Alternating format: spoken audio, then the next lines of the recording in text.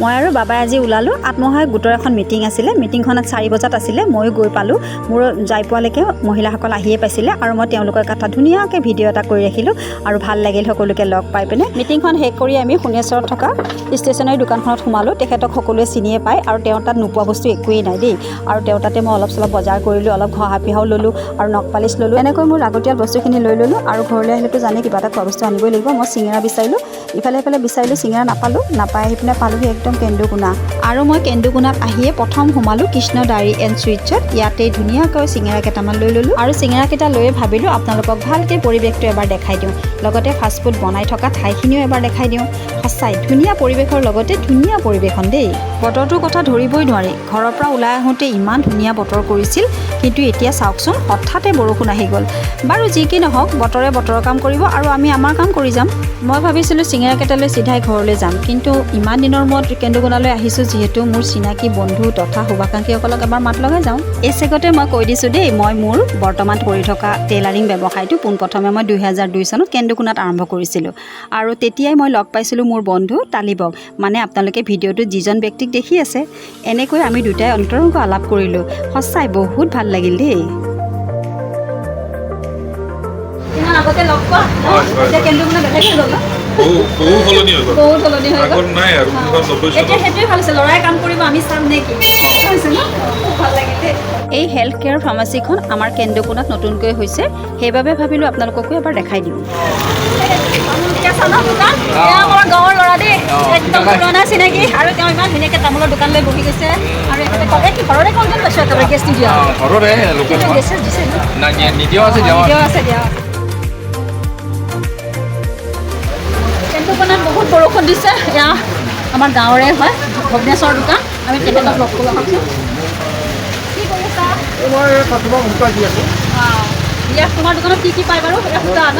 সূতা পায়, গুলি পায়, ফলছ পায় আৰু লেডিজ আইটেম চব পায়। যিসকলে কাপোৰ চিলাই তেখেতসকলৰ কাৰণে এয়া ফলছ আছে, গুলি আছে, লাইনিং কাপোৰ আছে আৰু মানে পিন্ধা কাপোৰটো আছে, ব্লাউজ, মেচিনৰ বেজি, গুলি, মেচিনৰ তেল, ফিটা চব পায় ন? Bobbin cash. গতিকে এইবোৰ ইয়াত চব পায়। আপোনালোকে পূৰা আহি যাব। আৰু কেন্দুকোনা ৰেল ষ্টেচনলৈ যোৱা পথটোতে এখেতৰ দোকান দেই। আৰু মা সৰস্বতী বস্ত্ৰালয়, সূতা আৰু বস্ত্ৰালয়। ঠিক আছে।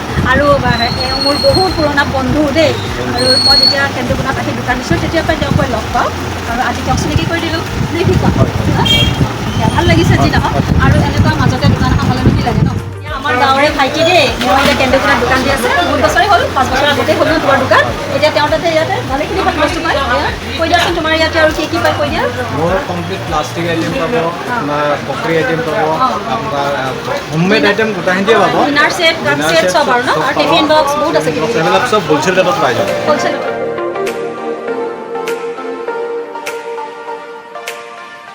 মোৰ নাতিনী জন্ম হোৱাৰ পৰাই এইখন দোকানৰে ভাগিছৰ পৰা আৰম্ভ কৰি একদম প্ৰথম লেক্টজেনৰ পৰা আৰম্ভ কৰি গোটেইখিনি বস্তু ইয়াতে খায় দেই। আৰু আমাৰো যিমান ডাঙৰৰ প্ৰয়োজন হয় গোটেইবিলাক হস্পিটেল, এখন সৰু সুৰা হস্পিটেল আমাৰ এইখন। আৰু ইয়াৰ কুশল দেই, হাই কৰি দিয়া, কিবা এটা কৰি দিয়া। আৰু কেন্দুকোনাৰ এই ষ্টেচন ৰোডৰ ফালে আছে এখন দোকান, খুব ভাল লাগে আৰু আমি মানে আহোঁৱেই ইয়াতে আৰু আপোনালোককো এবাৰ দেখাই দিলোঁ। এনেইতো কেন্দুকোনাত আহিয়ে থাকোঁ। আজি মই মোৰ ভিডিঅ'ৰ জৰিয়তে এওঁলোকক ধুনীয়াকৈ সাঁচি ৰাখিলোঁ। কেন্দুকোনাত প্ৰথম আহিয়ে এওঁক প্ৰথম দৰ্জী হিচাপে লগ পাইছিলোঁ আৰু আজি বহুত দিনৰ মূৰত লগ পাই বহুত ভাল লাগিল।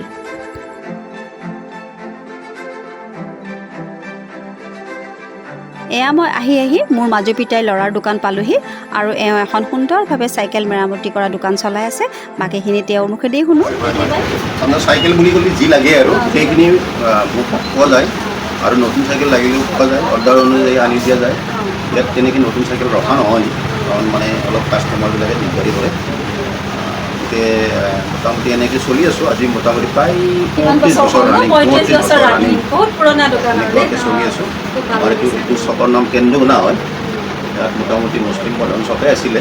এতিয়া বৰ্তমান আমাৰ মোটামুটি প্ৰায় 60% নহয়, 60খনমান দোকান হৈছে।